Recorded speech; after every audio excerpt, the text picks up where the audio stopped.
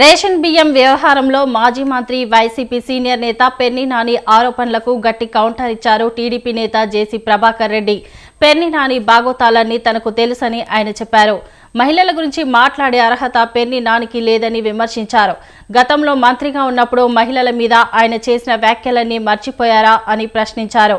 అధికారం కోల్పోయిన 6 నెలల్లోనే వైసీపీ వాళ్ళు బయటకు వస్తున్నారంటే సీఎం చంద్రబాబు మంచితనం వల్లేనని జేసీ ప్రభాకర్ రెడ్డి స్పష్టం చేశారు.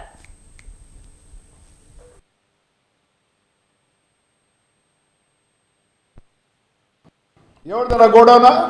గోడౌన్ ఎవరిదిరా? నీది నీ ఏంది ఇది? ఈ ఎలక్షన్లో ఆవిడబెట్టి నాయన పేరుని నాయన గారు ఇద్దో చూసుకో.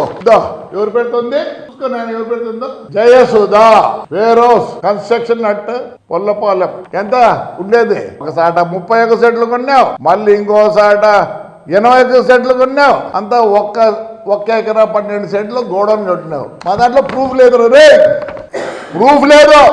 ధైర్యంగా రోజు చెప్పిన ఎస్పీ ఆయన ఉండే సత్య యేసుబాబు హైదరాబాద్ లో ఉన్నారు రా అని చెప్పి ఎలా వార్తను వస్తే నేనే ఎక్కినా. తప్పు చేయకపోతే ఎక్కువ అంటే నా కన్నీళ్లు పెడతాను. నీకైనా పిల్లలు ఉండేది ఆడవాళ్ళంట.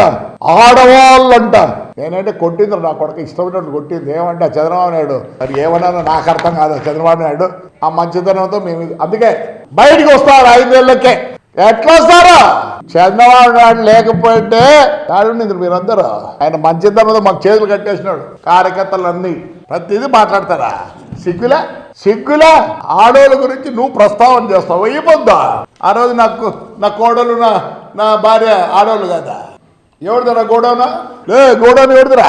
నీది నీ ఏంది ఇది?